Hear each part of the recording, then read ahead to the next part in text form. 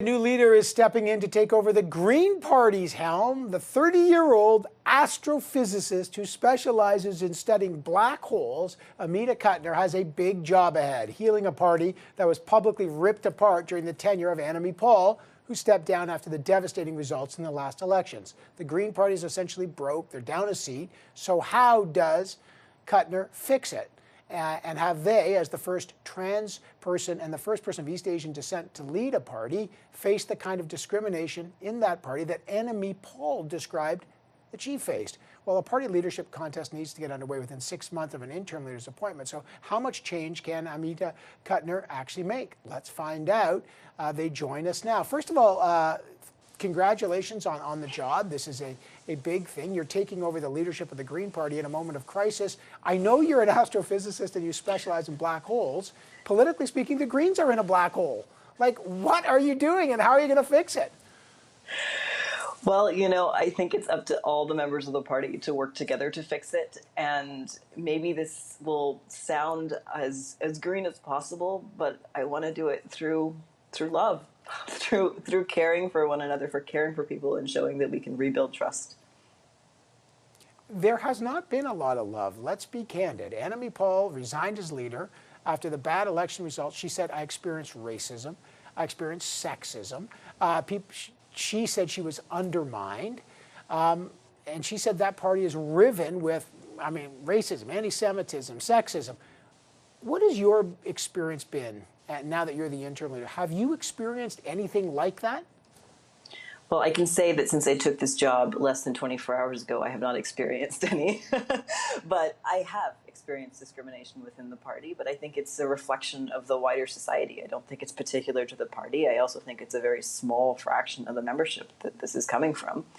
You know, we live in a country founded on colonialism, white supremacy, patriarchy, among other things, and that defines the way that our systems and certainly our political parties are built and function. So it's there. And what determines what happens is how we respond to it. And that's the question and the problem we're in now. Okay, but I just want to be specific because Annamie Paul was specific. You said you faced discrimination, and again, because you're the first non-binary or trans person to lead a federal party, which, by the way, also makes history, as she made history as the first black woman to lead a party. What specifically have you faced inside the Green Party? Can you give us some ideas, and what was it about? Yeah, so it's about every piece of my identity. I honestly don't like focusing on it.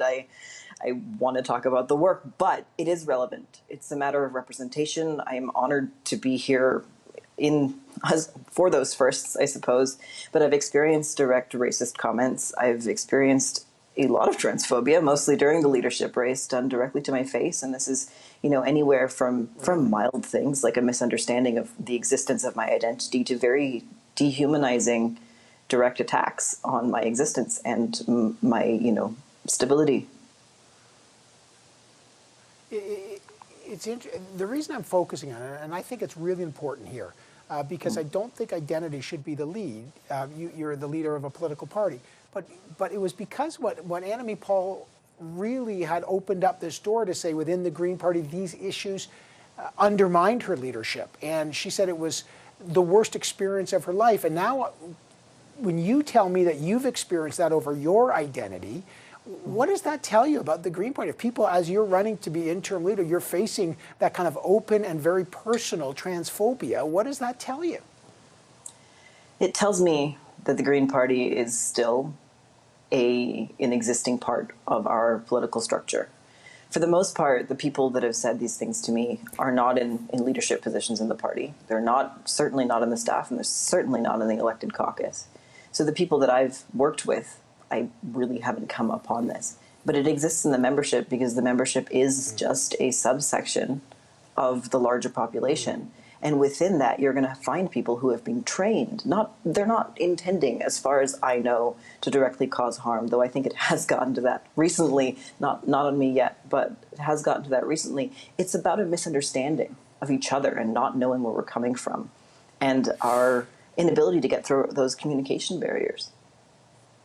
What is the most urgent issue you have to deal with right off the bat in a party that's broke, riven with divisions, and they got to get back on track? I would definitely say it's the broke part, and we are going to be fundraising. That's the most urgent, fundraising. And I guess you got to unify people, which is the other thing.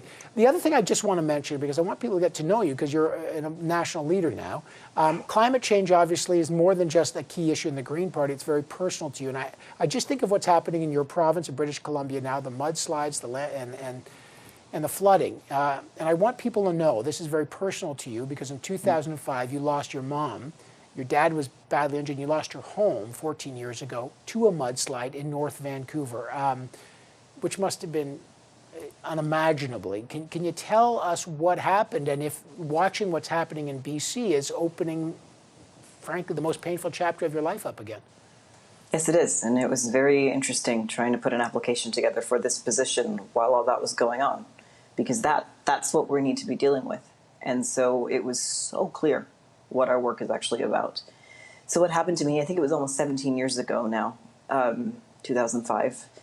And it was in January of 2005 that there was an atmospheric river and hit North Vancouver, and due to a number of circumstances, some of which were actually government issues in allowing houses to be built there in the first place, and also an unstable slope that then did not get stabilized as required, it caused my house to be hit by a mudslide that came from the hill behind it and wiped it out entirely. Had I been home, I would have lost my life. I was away in boarding school in California, and my mother died. My father was in the bathtub because he had been cleaning up the basement from flooding, and he heard a noise and stood up, so his head was above the mud, and he managed to survive, though seriously injured.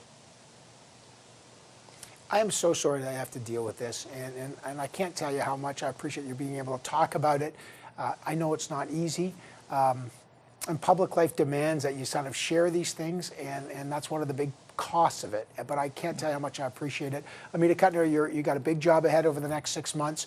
I look forward to many more conversations, and from what's going on in your own backyard in BC to your own party, please come back on the program. Thanks for joining us, and good luck in the new job. Thank you very much.